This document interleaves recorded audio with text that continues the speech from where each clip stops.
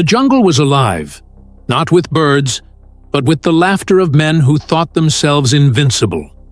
Japanese soldiers, flushed with victory from Malaya and Singapore, marched into Burma with arrogance in their eyes and rifles slung carelessly over their shoulders. They called it the Easy Front. They joked that they would sweep the British and their colonial troops away in days.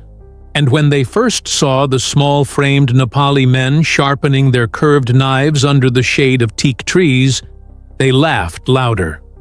"Farmers with toys," one officer sneered.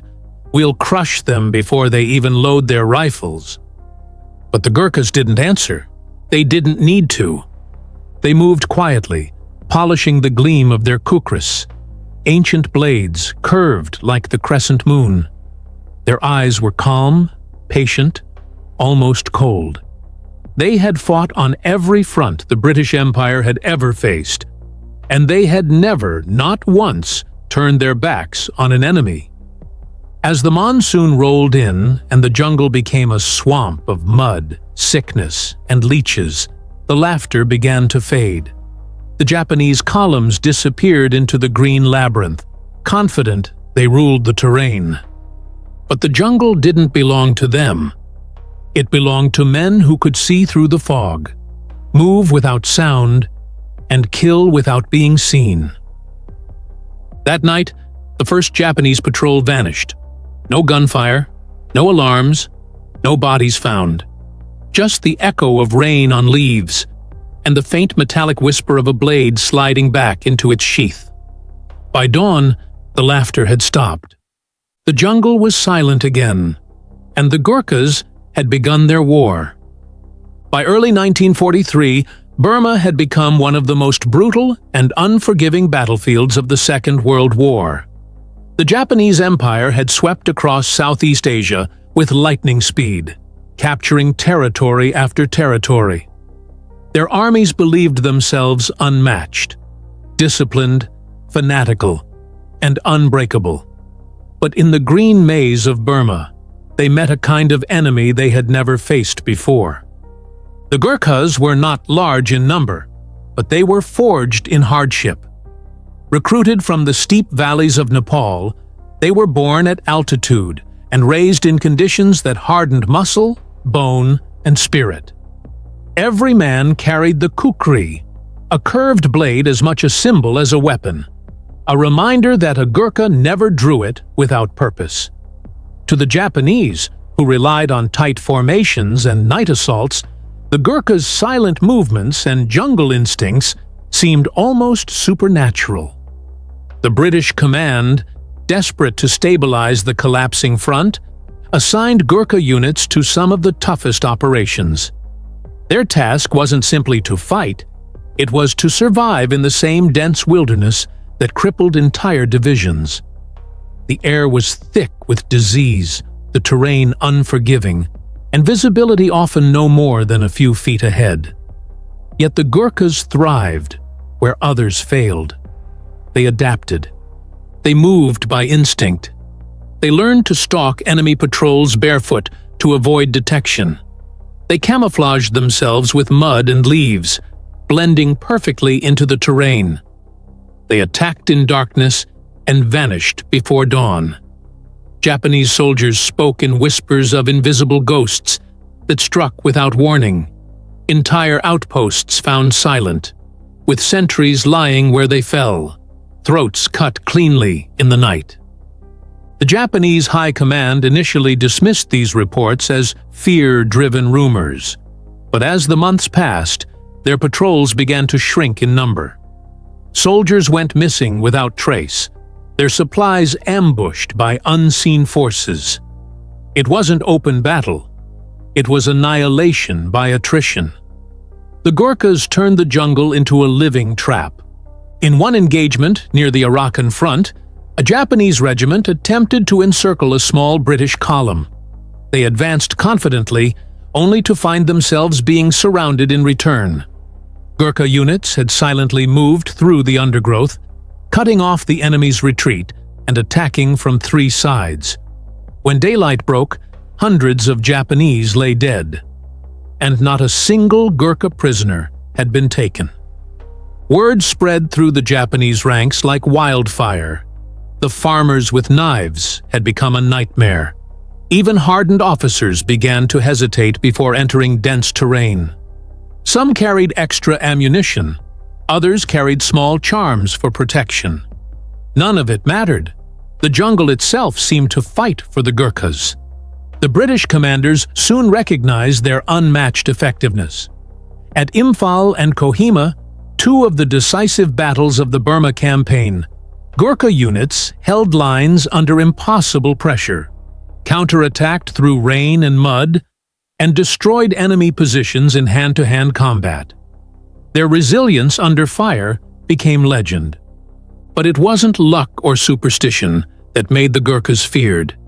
It was precision, discipline, and complete control of fear. They didn't waste bullets. They didn't break formation. And they never abandoned a fallen comrade. Each man fought as if born for that war. By mid-1944, even Japanese commanders began to refer to them with reluctant respect, calling them the demons of the hills. They had learned too late that underestimating the Gurkhas was not just arrogance, it was a death sentence. By the spring of 1944, the war in Burma reached its breaking point. Japan launched Operation Yugo, a massive offensive meant to crush British forces in India once and for all. More than 80,000 Japanese troops poured through the jungles and mountain passes, determined to take Imphal and Kohima, two names that would soon be etched into history as the graveyards of Japan's Eastern Army. Among the defenders were thousands of men from the Gurkha Rifles, battle-hardened veterans who had already fought in the worst jungles of Southeast Asia. They were exhausted, undersupplied, and outnumbered, but they were ready. The Japanese forces advanced with their usual confidence, expecting another swift victory. What they didn't realize was that they were walking into a nightmare of their own making. The jungle that had once shielded them now turned against them. British and Indian units, guided by Gurkha scouts, cut off their supply lines, forcing entire divisions to live off the land. The Japanese troops starved, their morale eroding as the monsoon rains came. Food rotted, ammunition ran low, and disease tore through the ranks. Yet, still, they pushed forward, and still, they met the Gurkhas. At Kohima Ridge, a handful of Gurkhas and British defenders held a narrow strip of land barely a few hundred meters wide. The Japanese attacked relentlessly, day and night, with mortars, bayonets, and sheer willpower. The defenders responded with calm precision, and when the ammunition ran low, they counterattacked with kukris drawn. The fighting was savage, intimate, and unforgettable. One Gurkha later recalled, "We could see the whites of their eyes before we struck." At Imphal, the story was the same. Gurkha units fought from muddy trenches, cutting through enemy waves, refusing to yield even as shells fell around them. They moved silently at night, striking supply convoys and ambushing isolated units. The Japanese couldn't understand how so few men could cause such devastation. What they didn't know was that the Gurkhas were masters of close combat, disciplined, fearless, and merciless when cornered. As the siege dragged on, the Japanese army began to collapse under its own weight. Cut off from reinforcements and plagued by hunger, their soldiers turned desperate. Entire units tried to retreat through the jungle, only to vanish without a sound, victims of ambushes laid by Gurkha patrols. The once proud and disciplined invaders were now scattered, starving, and dying in the same wilderness they had once mocked. By July, the great Japanese offensive was in ruins. Thousands of bodies lay across the hills of Imphal and Kohima, victims of both combat and starvation. The British and Indian forces, with the Gurkhas at their core, had achieved one of the greatest defensive victories of the Second World War.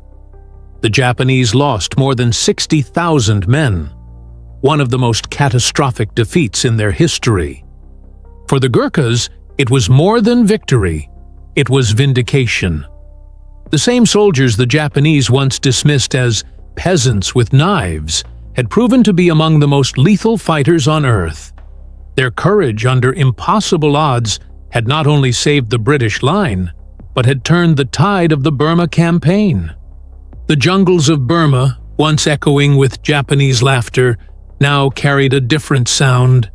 The quiet, measured footsteps of Gurkhas advancing through the wreckage of an enemy that had underestimated them.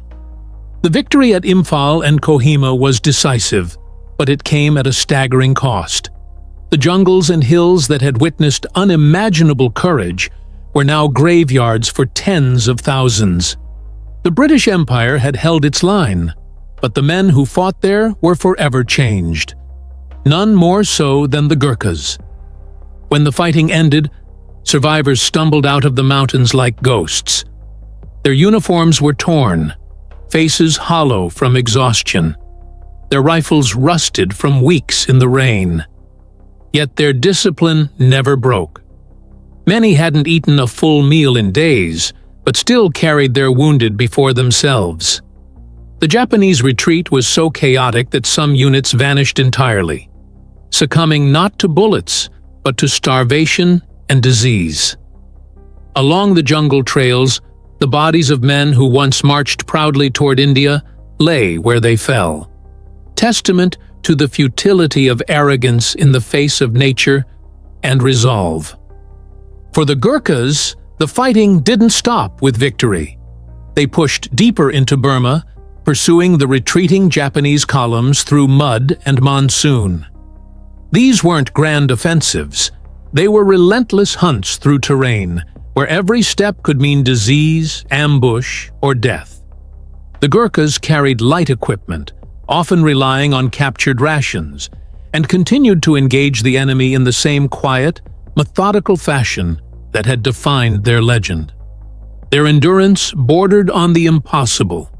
In one campaign, a Gurkha unit marched for 7 days without resupply, scaling ridgelines and crossing rivers under constant fire. When they finally reached their objective, a Japanese-held ridge, they attacked immediately, taking the position with bayonets and kukris before dawn. Their efficiency was terrifying to the enemy. Entire Japanese platoons surrendered rather than face another night assault. But behind every victory was a toll few spoke of. Hundreds of Gurkhas never returned home. Those who did carried scars that never healed. The fever, the nightmares, and the weight of comrades lost in the dark. They had fought in one of the most inhuman theaters of war on earth, where the jungle itself devoured armies. British and Indian officers who witnessed their bravery described it with reverence. "You could always tell where the Gurkhas had been," one recalled. "The ground was quiet, the enemy gone, and our men still standing." The reputation of the Gurkhas spread far beyond Burma. Reports of their actions reached London, where newspapers spoke of the silent warriors of the empire. Even Japanese survivors admitted, often in disbelief, that the small Nepalese soldiers were unlike any opponents they had ever faced.